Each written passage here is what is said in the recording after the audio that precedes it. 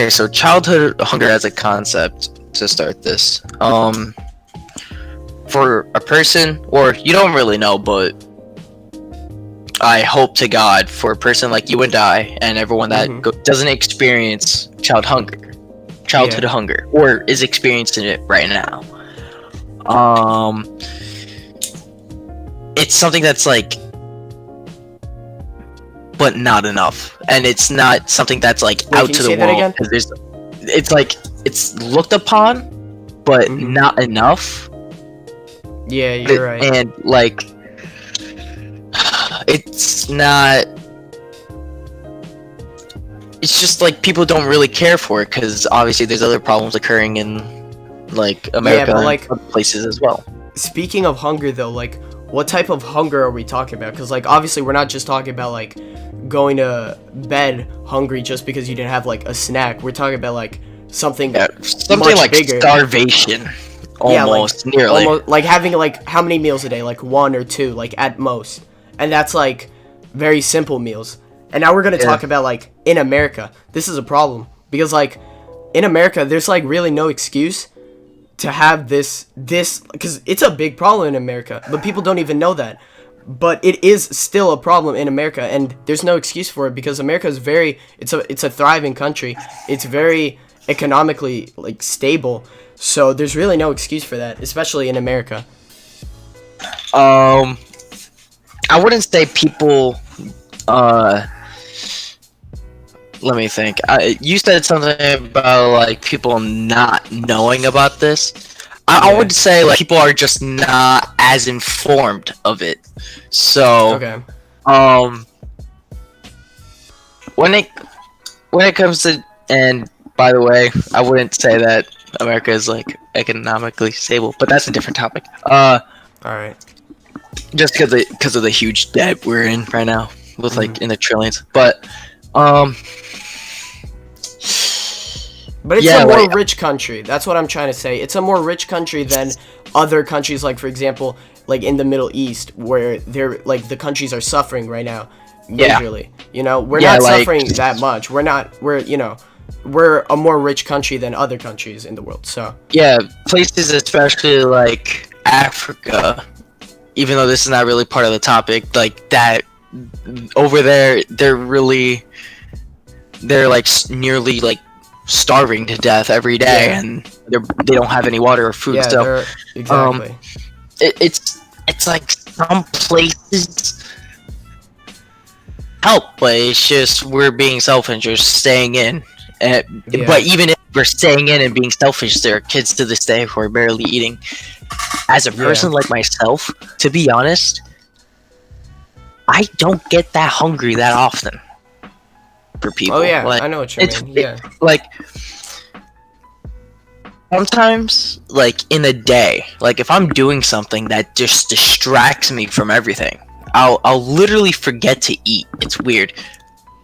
Yeah, but there are other people in the same country as you that are only thinking about what's their meal, what's their next meal gonna be, where is it gonna be, where is it gonna come from. There are a lot of people, there are a lot of kids that are in school, in public schools, that their last meal is going to be that school lunch meal, and they don't know what else to do because their families like they're like in debt and stuff, and they can't find the right place to go and find the food, like the food sources and stuff like that. So yes. Let me see something real quick. Oh yeah, there's also hold on. There's also like a fact where there's like, I don't know. I heard that there was like 1 billion pounds of food that is just being wasted yearly in like America. Oh yeah. Which means that like we do have the like right amount of food, because 1 billion pounds, even 1 million pounds, even 1,000 pounds, that's a lot. That's a lot of food, you know? So if you think about it, we do have the food. It's just how did people get it and where and how, you know? It's just with big foundations like today. Like let me just search one. Big food pantries. So places like these, like you would obviously donate food. Mm-hmm. Sometimes, Hold on, you're lagging out. yeah, but sometimes the food that they distribute to, I know this is off topic again, but the food that they distribute to kids is not that healthy. Oh yeah, that's another topic as well. Yeah, like Feeding America has a lot of sponsors from different other food not food pantries, but like just sponsors of like meat or just like something like meat. Man, I can't think of Dairy. what's going on. Yeah, dairy. Yeah. Those, and they're getting paid by them just to distribute their food, and Yeah. not giving what is like necessary for people. Mhm. Yeah. I personally, I think some big, like huge investments that people have made for something else could be used for something like childhood hunger in America. Right. Yeah. I think like a solution, or before you get to the solutions,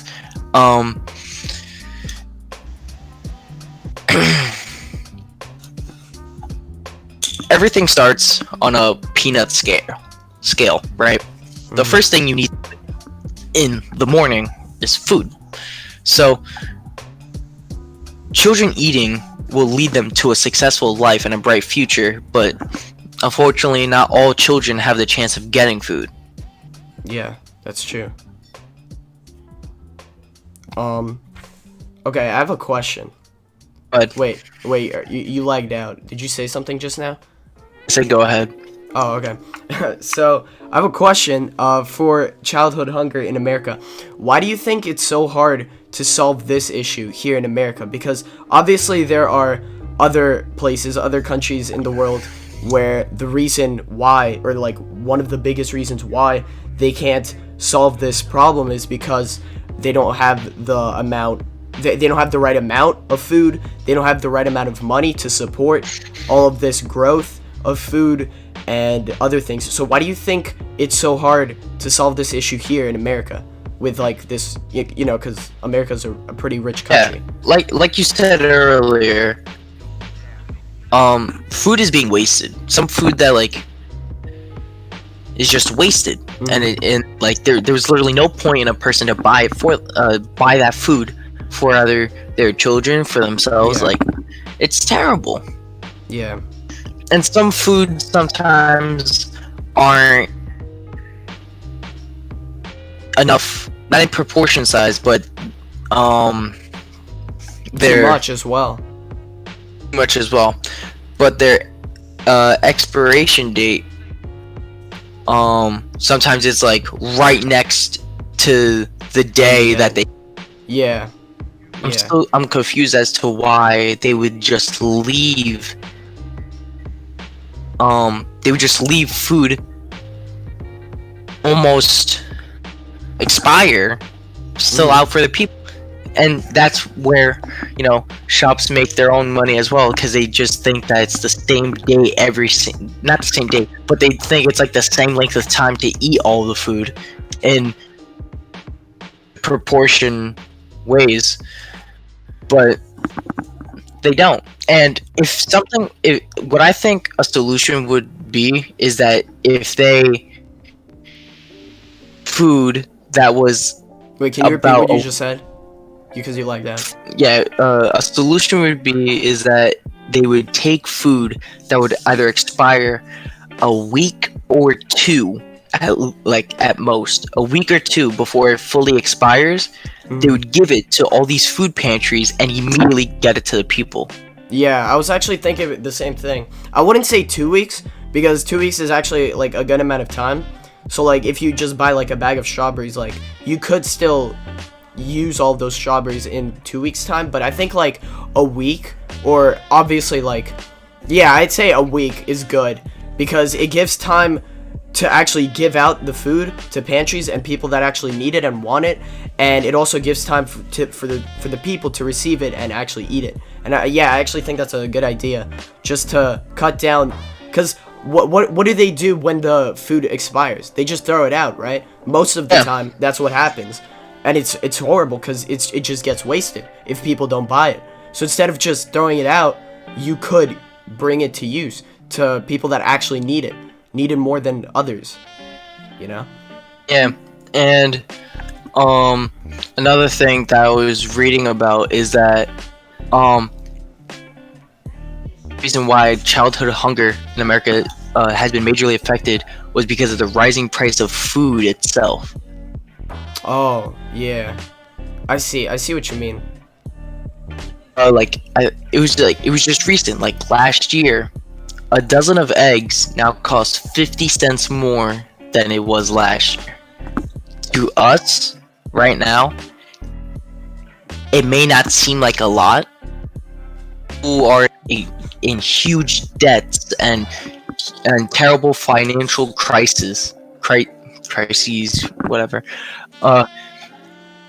More money on the food, and it would just be more money that they're losing because of a simple rise like this. Yeah, exactly. And like you said, for us, it might not sound a lot. It's just like 50 cents. But in reality, for the people that are in debt, they can't only think about food. They also have to think about water, clothes, where they're going to sleep. And this all takes into effect. So that 50 cents is much more than 50 cents for us or for them. You know, it could just be 50 cents for us. It could mean much more for them. So, yeah, that is another problem. Yeah. And what sucks too is that families in this situation could gain money. They would some kids would literally take time out of their day. Excuse me. Kids would make the sacrifice. That kids would just find a low paying job just to help support the family and to help them grow. Yeah. Times kids are forced into labor and they don't get paid for it, which is terrible. This leads to our other problem. Exactly, that's why I did it. Yeah. And they would sometimes the labor is either too much or where they're working would lead them to death, which is absolutely terrible. Yeah. And this happens to many, like millions of children around the world. About 50 million children have either like escaped or tried to return home and were unable to. It's just like this massive group of children that either escaped or tried to escape but couldn't, or still like working as like, you know, as like either a slave or just child abuse, labor, stuff like that. Yeah, and with child labor, like with the working conditions or with them leading to death, like I was talking about, over 7 million kids around the world are working in harsh conditions in agriculture and mining, which is agriculture. I mean, agriculture could be dangerous depending on what you're farming. The mining is dangerous. Terrible. And yeah, the farming could also be dangerous. Like if there's like something sharp, or you know, like I don't know, like an example, but like there could be plants that could be harmful, like allergies or whatever. It could lead to like serious harm. Yeah, so like excuse me, a tobacco farm would intoxicate kids and make them ill because of the nicotine. Oh yeah. Right? Yeah, of course. And kids at like a young age of probably like, this is like an estimate, but maybe like 8 to 10 years old. Like they have to deal with all these. Oh yeah, no. I've heard that it usually begins at like the age of like 6 or 7, where they really start using the children for labor. So at a very, very young age, up to like 17, 18, 20 even. It's terrible, man. Yeah. But on the bright side, let me say this. On the bright side, 18th century, there was not as much child labor. In what century? Okay, so like right now, or let me rephrase this. Not as much child labor since the 19th century. Oh, so it went down. Yeah, it went down. But Okay. in my opinion, there really shouldn't be any. Like, yeah, no, of course. Labor that could be, I mean, terrible for them, but it could be like, I don't know, like it many like health problems, and not only that, like many physique problems. But there's also another thing that leads or is connected with child labor that many people kind of don't think about right away because when it comes to child labor, you usually think of like a little kid, like carrying something really heavy or working on like these plantations or these like heavily intoxicated like areas. But what other people don't think of is trafficking, or human trafficking. It's connected with the child labor because that's usually how people or the kids, how they fall into this labor process. It's through trafficking. So I think in order to like resolve this issue, it's first to think about like the trafficking that goes into this, because if you eliminate that, then the child labor itself, the amount, obviously it'll decrease. And but how do you think we could, or anyone could, like eliminate trafficking? Because that's tough. I mean, nowadays, because everything's on the internet, correct? So unfortunately, when someone is making a transaction for a human person,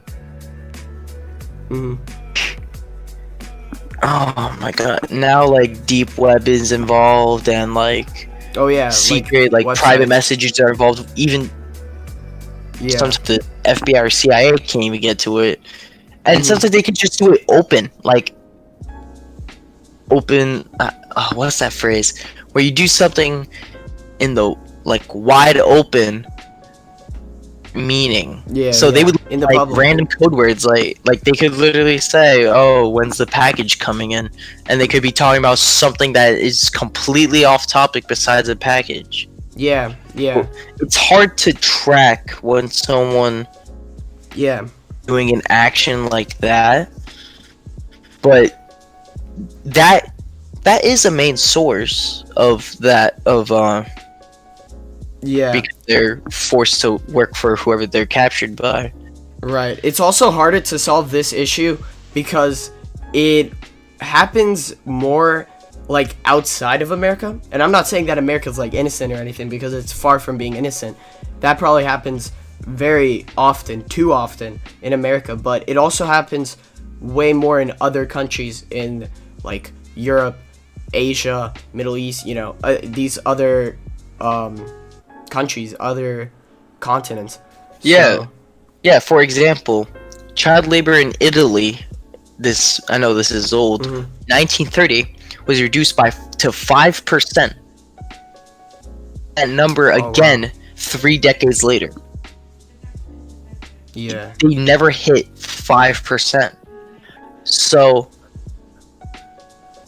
5% compared to a really large country may seem like a really low number. It really is. It never hit that number again, which is if you put it into a third person view, 5% or 20% of kids doing child labor. obviously the 5%, Right. but then again, you can't really minimalize anything. You can only maximize things nowadays Mm. to the full extent. Yeah. And on like, sometimes it's really easy for people to maximize things. Sometimes it's not. Yeah. Really I think like one last way to like solve this issue, or a few. There are obviously a few other ways, but some of the ways is obviously to donate. But besides that, you can buy like sweatshop free products, like clothes and whatnot, that don't use child labor in like any way in order to make the product. Because like there are a lot of really like large companies that use child labor in one way or another, like Gap or H&M, even Nike. But I hope to God they used it in a good way though, right? Like, But I mean, it's child labor though. Like, how could you use it in a good way? You know what I mean? I mean, okay. This may drift off, but I don't care. So okay, cause I have another article. Let me find it Okay. real quick. Okay, here we go. I know this may seem a little old for a kid, but compared to me and you, or like a sophomore at least, or maybe juniors, Mhm. they could still be considered kids. Yeah. No, they are kids until they're like 18. They technically are kids. Teenagers or not, they're still kids. Yeah. So the Department of Labor's Wage and Hour Division announced on November 15th, 2018, it will publish a notice to extend the comment period. Proposed rulemaking expanding employment training and apprenticeship opportunities for 16 and 17-year-olds in healthcare occupations under the Fair Labor Standards Act. So now kids that are like nearly our age, Mhm.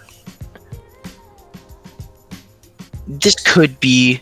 We were just talking about forced child labor, Yeah. but onto consensual child labor. Oh, I see what you mean. I think I know what you're talking about. So it's like they're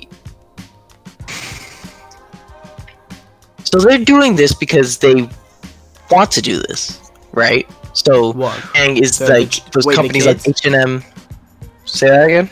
Wait, like, did you mean like the kids like want to work to Yeah. like just okay.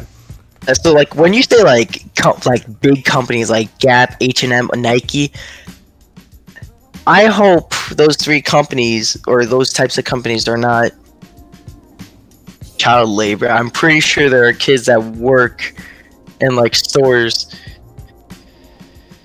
probably in Well- like Newport, that are like working because they're getting picked, No, or maybe no. just to do an internship or something. This is the thing. I don't think they're using child labor as like employees. I think that they use child labor from other countries, from other parts of the world, in order to get their product. Like, for example, like, let's say Nike makes a shirt, right?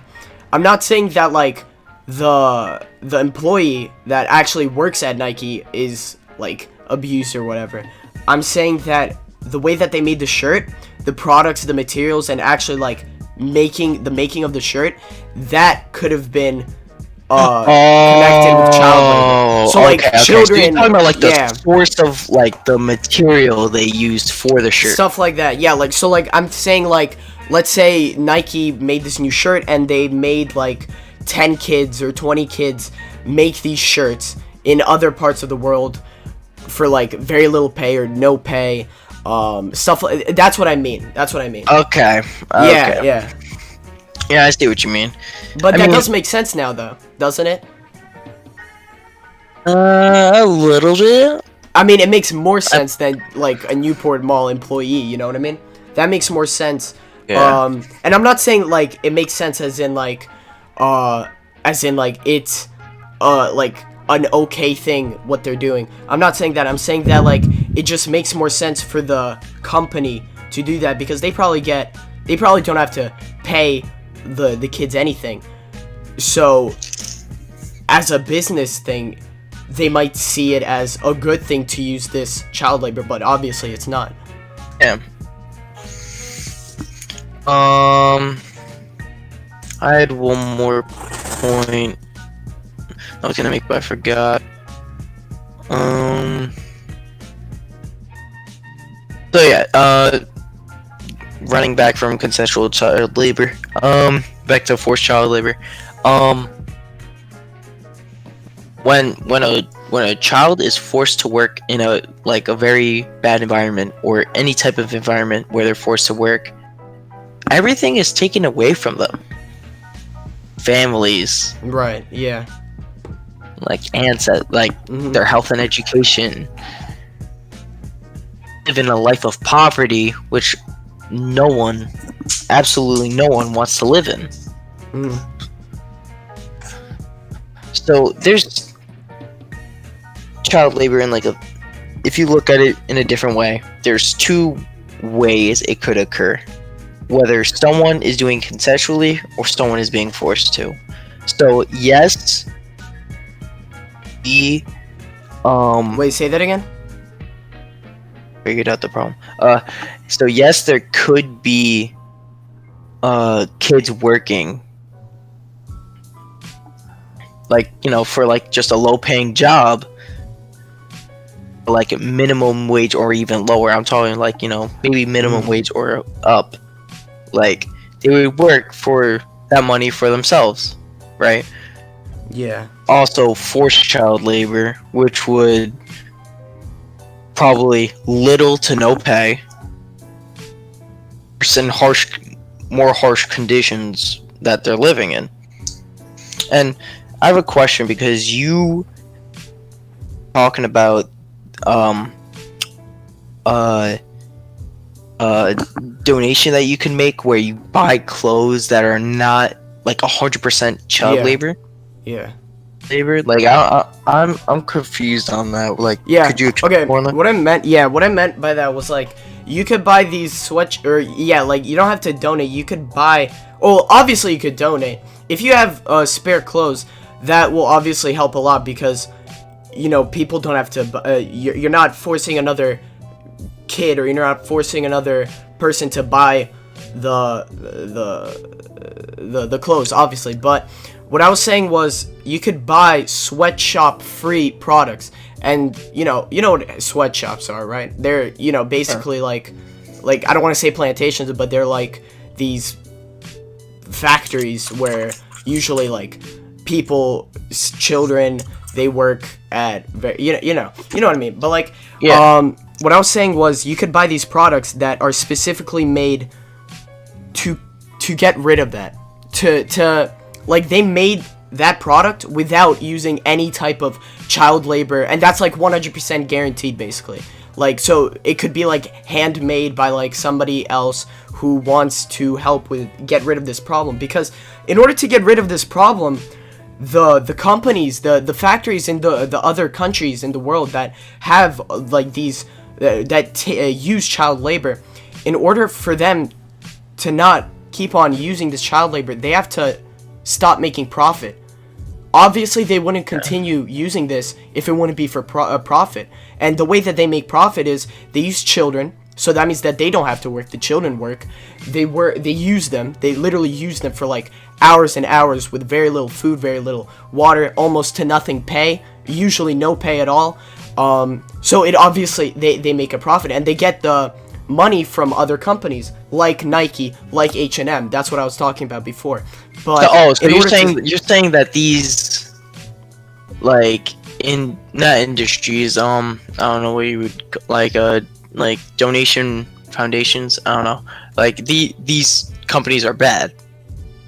Well, I mean, you described it as a sweatshop, and well, I'm not saying Nike's a sweatshop or anything. I'm just saying that they're apparently these stores, these companies like Nike, they use sweatshops, and they used they used these facilities in which child labor was taking place in order to make their products, in order to get their products. I'm not saying that they specifically used child labor like directly. They used it indirectly.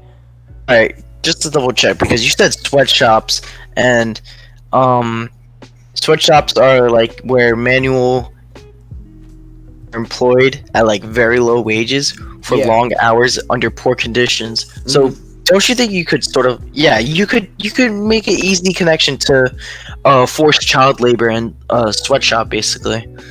But I mean sometimes the last resort is working in that something that has a very low pay. That's another, like, that's different though, because it is different, but it's also connected because obviously if there's nothing else you can do, the sweatshop might seem like it's the best choice. Obviously they're going to work for it and kind of want to work for it, but that's not the case for a lot of the time, especially for children. 7-year-olds don't really want to work, even if they need the money. You know what I mean? Like, they wouldn't. I can't imagine a 7-year-old, walking into a sweatshop being like, "Hey, I need a job. I'll do whatever it takes." I see that in like a 15-year-old or a more grown. So they use the younger children kind of as bait, and so. All right. All right. So, next topic we were given is child refugees, and no.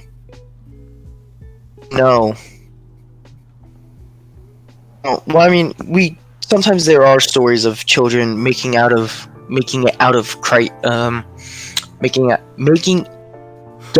the crisis that is in their country, city, wherever they live.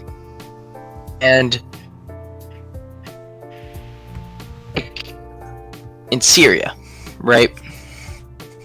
Wait, say it again? There are 5 million children in Syria that are still in need of urgent and ongoing humanitarian assistance. Yeah, I know that's a big problem in like countries and nations close to Syria and Syria. Like, I also know it also affects Iraq, Yemen, as well as Syria. Also Central America has the problem. So yeah, I know what you mean. Yeah, and I mean, the only thing we could really talk about is like how much suffering and pain we go through, but it's hard to talk about. The only way to stop it is to either to build more refugee camps or donate to wherever these children are being kept to back in shape. As if we focused on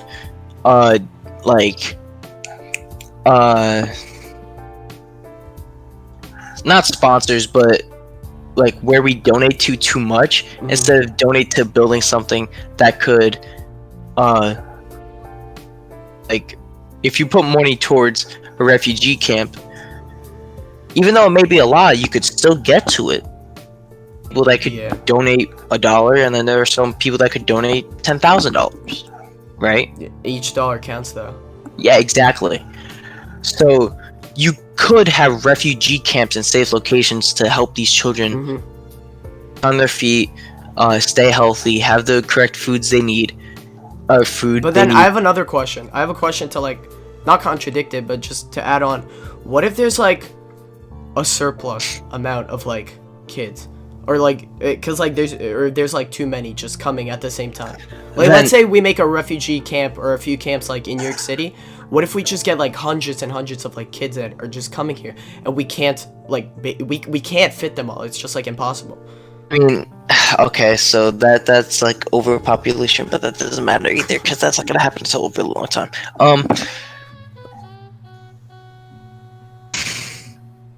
The only thing you can do is build more of those refugee camps. That's true. and money. Everything nowadays just costs money, and money literally controls everyone's lives, as you can tell through the three topics that we've been talking about. Exactly. Yeah. Also, this issue, the refugee crisis, especially in children, it erupted after World War II, and then it just dramatically increased, and I'm pretty sure it's still increasing like to this day. So Yeah, because there's obviously well, I don't know if it's specifically in Syria, but I know in areas near Syria there's ongoing war, mhm. and it's obviously affecting all those other areas because warfare just doesn't stay in a controlled zone. It could start a conquest to however far Yeah. it goes.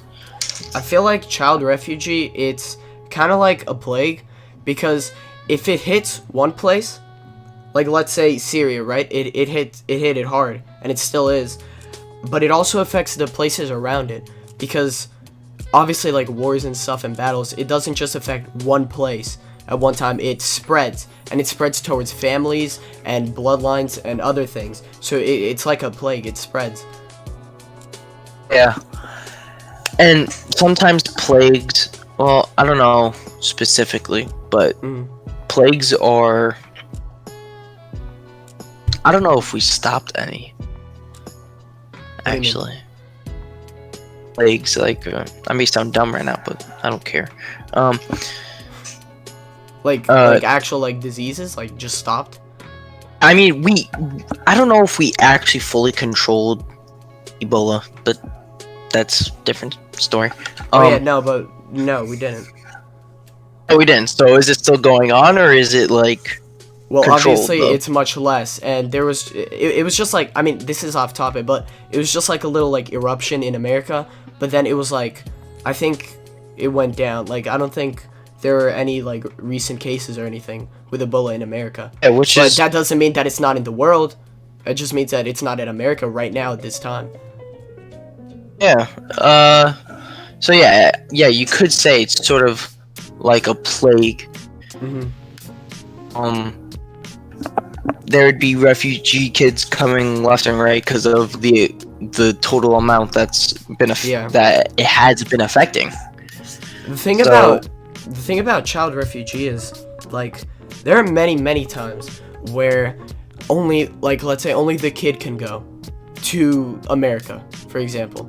And that means that the child is being detached from the family, and that's already traumatizing.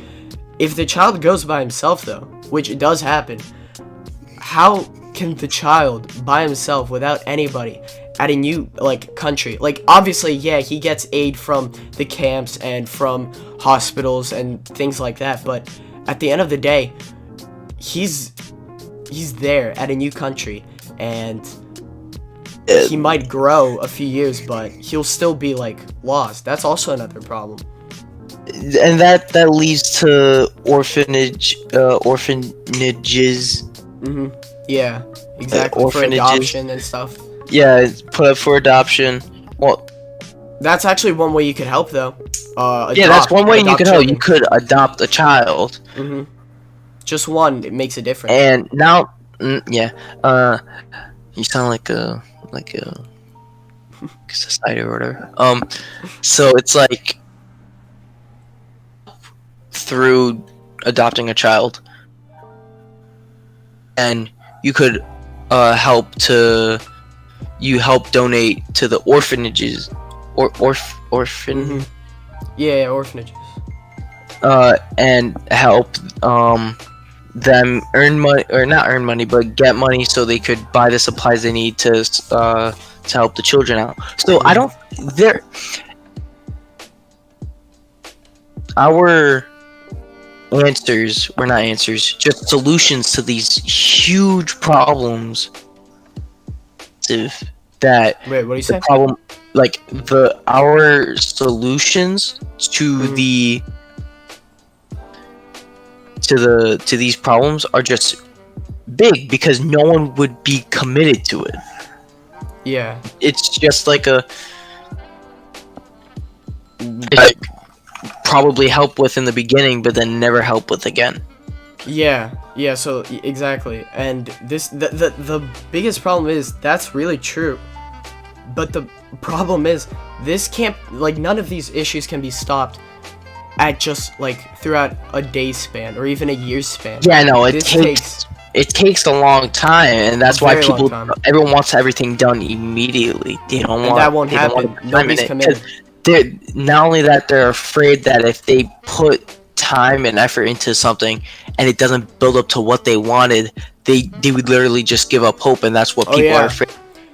Yeah, exactly. With donations and stuff, they, like, a lot of people are skeptical about where the donations go, if it's a scam or something else. And even if it's not a scam and it's a trusted site, if nothing changes throughout, like, let's say 10 years or 5 years or even a year, then the person or the people might get angry.